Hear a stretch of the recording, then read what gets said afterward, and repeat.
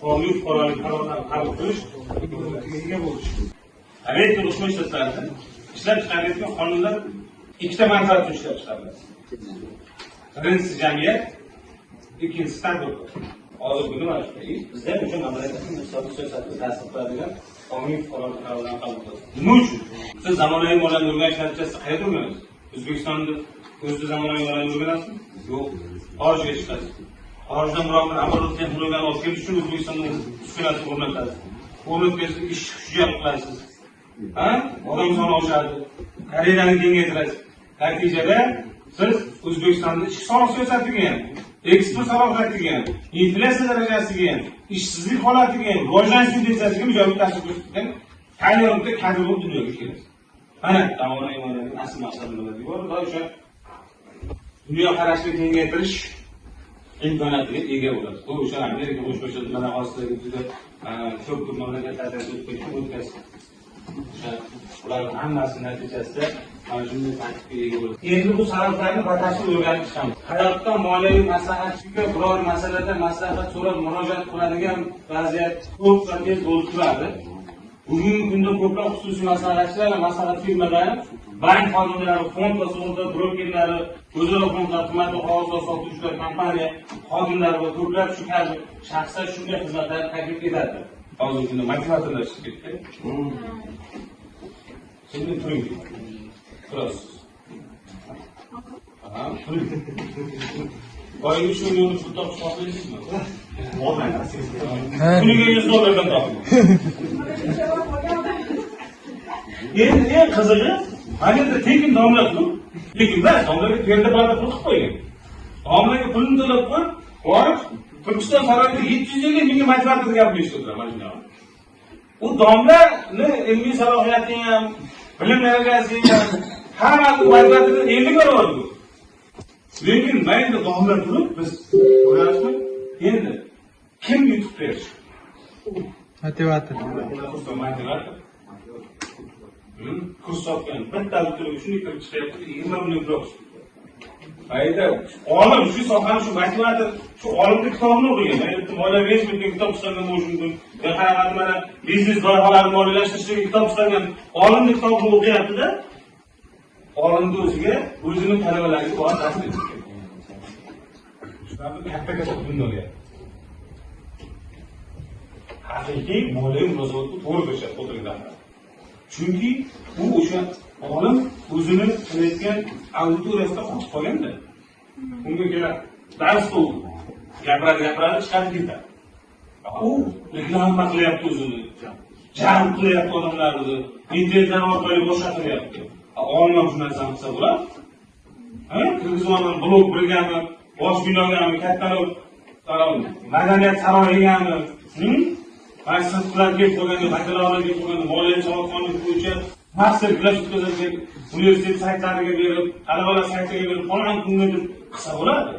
Faqat bunda nima munosabat yo'q? Moliyaviy munosabat yo'q bunda. Tushunyapsizmi? Mana maqsad yutuq borku, bor taqiradigan joyi borku, munosabat yo'q bo'lganligi uchun mana shunday holatda ish amalga oshadi. Ketgisi. Endi mana biz o'sha ko'pincha bitta maslahatlarni o'zimiz aytyapmiz. Domla turibdi nechada? Qonunda. Qolganlari hech qachon bepul berilmaydi. Faqat oliy ta'lim muassasalariga bepul beriladi. Boshqa joyda emas. Ikkinchidan mana zamonaviy moliyani o'rganishning sababi shundan iboratki, moliya sohasidagi asosiy bilimga ega bo'lish har qanday faoliyat sohasi uchun ham zarur. Hatto moliya sohasining o'z ixtisosi sifatida o'sha tanlamagan kishi uchun ham moliyachilar foydalanadigan konsepsiya, usul va o'sha terminologiyalarni bilish zarur deyapmiz. Misol, soliq masalasi. Qo'shningiz uy olsa, sizniki ham olsa. Qo'shningiz moliyaviy savodxonlikka ega kelyapti, bu bir yilga 1,8 million qo'yib beradi. Qanday beradi? Yer soliq. Moliya bo'limiga ega bo'lgan qo'shnin. Bizda qaror chiqarib qo'ygan, Toshkent shahri markazi mana bu. Markazi mana shu kilometr bo'ldi, mana bunaqa joylarni belgilab qo'ygan. Bir so'm 40 ming so'm. Demak, men 6 so'm qancha bo'ladi? 240 ming so'm pul bo'ladi. 1,8 deyapsa. Asoslab berilsa, aka o'zingiz hisoblab qarashib ketdi deyapsiz. Shunda bu qo'shimni ko'tyapti. Sizga 5 million. Nima dedi sizingiz mana qanday bergan? 6 so'txmi deyapti. Siz qaysi olib to'lashga kelgansiz? Yer solig'i deyapti. Bu 5 million menga zo'rga uribmadi, 5 million degan. Bu baland qurilgan yer solig'iga kiradi, mulk solig'iga kiradi. Mulk solig'iga kiradi. Bunga bunday aloqasi yo'q. Mana Samuray Mo'raning asl maqsadlari nimalardan iborat ekanligini ko'rishimiz mumkin. O'sha masalan o'zining o'sha to'laydigan daromad solig'lari yoki musoqat va hokazolarga bo'yicha amalga oshirish mumkin. Keyingi. Endi mana uchinchidan uy xo'jaliklari, xususiy firmalarda, hukumat tashkilotlari doimiy moliyaviy maslahatchilar, maslahatlarga muhtoj bo'ladilar. Ehtiyoj sezadilar. Bundan tashqari moliya sohasida ta'lim olish kelajakda tashkilot rahbari sifatida qadriyat qilish uchun ishonchli, foydali bo'lishi mumkin bo'ladi ham. Shu o'rinda bilib qo'ying, dunyodagi yirik shu korporatsiyalarning oliy toifadagi rahbarlari o'z mehnat faoliyatlarini dastlab aynan moliyaviy sifatida boshlagan. iPhone asoschisi kim edi? Steve Jobs. 2000-yilda iPhone nimaga uchradi? Krizisga uchradi. Steve Jobs shunday katta sahnaga keldida, nima qilishimiz kerak? iPhone'ni eng yuqoriga ko'tarish uchun sizishni olishimiz kerak. Mayli, siz dedi moliyachi emassiz. Natijada Steve Jobs hech qanday e'tirozlarsiz ishdan ketdi. Kompaniya vitse-prezident bo'lib, boshqaruv huquqidan voz kechdi. 2005-yilga kelib iPhone kompaniyasi maksimum cho'qqiga chiqdi. Mana ko'ryapsizmi? Mana moliyaviy sohada qanchalik darajada muhim kasb, qanchalik kerak. Chunki Steve Jobs moliyachi emas u. U texnik u. Agar u bu yoqdan chiqib ketib dahshat ishlar qiladi. Lekin hisob-kitob qilmaydi. Hisob-kitob qilmaydi. Marketing qilmaydi. Menejer qilmaydi. Bozor konjunkturasi degan narsani bilmaydi. Inflyatsiya nima, reinflyatsiya nima, pul massasi nima, emissiya nima. Umuman bu narsalardan xabari yo'q. U to'g'ri kuchli mutaxassis o'zining sohasi bo'yicha. Unga ham shunday kelib megapiksel bir narsa, kamera bir narsa desa u javob tashlaydi. Lekin moliyachi nima? Taxtdan ketdi. Kompaniya haqiqiy moliyaviy o'rni va ahamiyatini bo'ladi. To'rtinchidan, endi moliya tizimi tub asoslari mohiyatini tushunish asoslangan fuqarolik qarorlarini qabul qilish uchun zarur. Aytaman.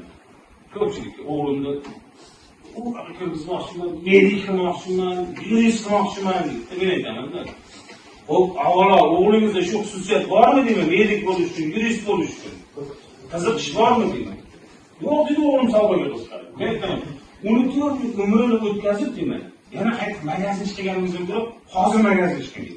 Ha, hozir o'sha magazinchi bo'ladigan o'zi 4 yil davomida u kelayotgan do'konlardan kelayotgan chakana, ulgurji, mahsulotni asl borib olib keladigan joyini o'rganadi.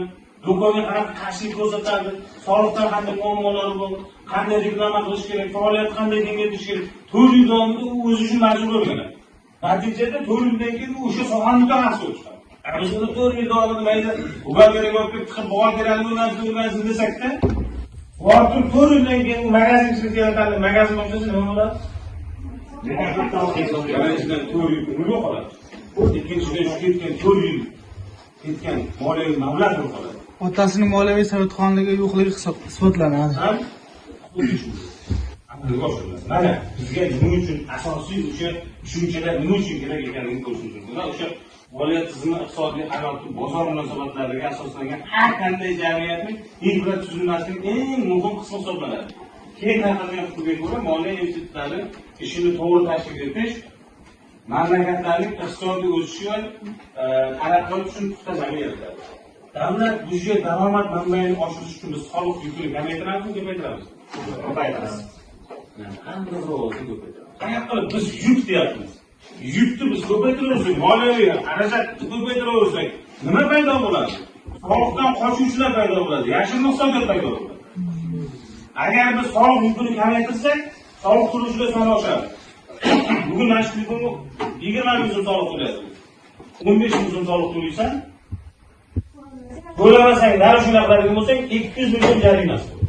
200 ming so'mni qo'rqqan 15 ming so'm to'laydi. Oldin 20 ming so'm edi bu soliq. Hali 15 ming qo'ydi dedi. Natijada yuk kamayganligini to'lovchilar soni oshadi. Yaxshi iqtisodiyot. Yo'qoladi, kamayadi. Yo'qoladi deb aytolmaymiz, kamayadi. Mana moliyaning asl maqsadi nimaligini. 5-dan. Ko'pchilik shunchaki o'z bilim doirasini kengaytirish uchun ham o'sha zamonaviy moliyani o'rganishda va o'sha shunga qiziqadi. Zamonaviy moliya qonuniyatlarini bilish, dunyo qarashini kengaytirish va o'sha tashqi dunyoni qaysi qonunlarga asosan rivojlanishini bilishga yordam beradi. Bu quyida turgan moliya o'sha sohasidagi ilmiy izlanishga uzoq ta'rifga ega bo'lgan buyuk shaxslar hisoblanadi. Endi zamonaviy moliya nuqtai nazaridan. Adam Smit ko'rinmas qo'l nazariyasini bilasizlar eshitganlar. Bozorda ko'rinmas qo'l nazariyasini yaratgan. Birinchi dastlab Angliyada o'sha bank degan tizimda Adam Smit bo'lgan. Adam Smit banki katta daryo bu yoq tarafda Adam Smit uyi, narigi tarafda Adam Smit banki. Har kuni Adam Smit bankdan chiqadi, rahbar bu uydan chiqib, o'nga qayerlar ekanda, otasidan, onasidan, oshnalardan, yorug'lardan xabar olib, ko'prikdan tushib, bankka kiradi. Bank rahbari aytibdi, kallasidan qolsa, bank asoschilar. Adam Smit uydan ko'prikdan tushib, unaqasi aylanguncha bizga moliyaviy xarajat manba olib keladi. Adam Smit shunday uydan ko'prikdan shunday o'tib bankka kirar ekan, ishlatgan ko'prikdan uyga qaytadi, ya'ni ishlatmay qaytadi. Natijada bank o'sha vaqt oralig'ida umumiy bir yillik topadigan daromad manbai 1,7%. O'sha qilingan harakatingizda. Lekin Adam Smit gapir. Texnika, texnologiya qancha rivojlangan sari odamlar o'rtasidagi oqibat shuncha yo'qoladi. Nima uchun? Chunki ko'prikdan uydan shuni harakatga ketyapti-ku. Noto'lasdan yorug'lardan ketyapti. Zamonaviylashdi vaqt nuqtai nazaridan. Mana o'sha ko'rinmas qo'l nazariyasini yaratdi. Mana shu bo'ladi. Endi mana kapitalar dunyoda eng ko'p yashagan iqtisodchi olim hisoblanadi. Amerika Qo'shma Shtatlarida federal xarid tizimini boshqargan, o'sha 25 yildan oshiq federal xarid tizimini boshqargan Amerika Qo'shma Shtatlaridagi o'sha shtatlar bilasizlar, Amerika Qo'shma Shtatlarida yagona byudjet tizimi yo'q. Amerika Qo'shma Shtatlarida shtatlar tizimida bor. Federal xarid uni nazorat qiladi. O'sha tizimni yaratgan odam hisoblanadi. William Sharp bu odam o'sha korporativ moliyasini qopqona tashkilotlarni, korporatsiyalar, xoldinglar, yana nimalar, uyushmalar, katta maqsad cheklangan jamiyatlar, mana shunga o'xshagan katta korxonalar asoschilaridan biri hisoblanadi. Frankfurt dunyodagi eng katta buyoq iqtisodchi olim hisoblanadi. Bu o'sha nimani mana bu hozirgi o'sha bizdagi kriptovalyutalar deymiz-ku, qimmatli qog'ozlar, fond birjalari asoschilaridan biri hisoblanadi. Yilda bu ham o'sha eng ko'p yashagan iqtisodchi olimlardan biri hisoblanadi. Bu olimimiz 2000-yil o'lgan vaqtida o'tib qoldi. Bu olimimiz Amerika Qo'shma Shtatlarining davlat byudjeti, o'sha paytdagi davlat byudjeti, moliyaviy mablag'i, boshqasi tashqi qarzi hammasini nazorat qilgan va shu siyosatda Amerikadan amalga oshirgan odam hisoblanadi. Amerika Qo'shma Shtatlarining tashqi qarzi qancha? Yangi mahsulot hisoblanadi. Nechidir trillionmi? 2 trillion dollar. Trillion. Yangi mahsulot foizni nima? Shuni aytmayman. O'zbekistonda mana 43-40% yangi mahsulot 200%. Amerika Qo'shma Shtatlarining tashqi qarzi yangi mahsulotga nisbatan 200% tashkil qiladi. Lekin Amerika Qo'shma Shtatlari hali tashqi qarzi. Nima uchun? Chunki dollar o'zlik-ku. Tashqi qarzi qoplashi tadbirkorlar tomonidan soliqqa bog'lab qo'ygan? Yo'q. Olinayotgan tashqi qarz ham qarz oluvchiga, ham qarz beruvchiga 2 barobar foyda keltiradi.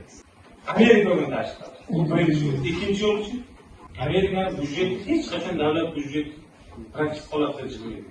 Har yil defitsit holatda chiqadi. Chunki o'zimizda dollar bilan million tashkil. Hamma buni qo'ygan. Yo'q. Atrofda Amerikada haram bo'lgan mamlakatlar Amerikadan qarz olmaslik. Atrofdagi Amerikaga haram bo'lgan mamlakatlar bor, hozirgi kunda siyosiy haram bo'lgan mamlakatlar. Shunga o'xshagan mamlakatlar Amerikadan tashqi qarz olmaslik uchun, pul so'ramaslik uchun arziyatish mahsulotga 2 barobar baland bo'lgan davlat byudjeti har yil praktik bilan emas, defitsit bilan chiqishini sababi aslida iborat ekanligini ko'rishimiz mumkin. Hurmatli talabalar, bugungi leksiya mashg'ulotimiz qisqacha mana shulardan iborat. Rahmat.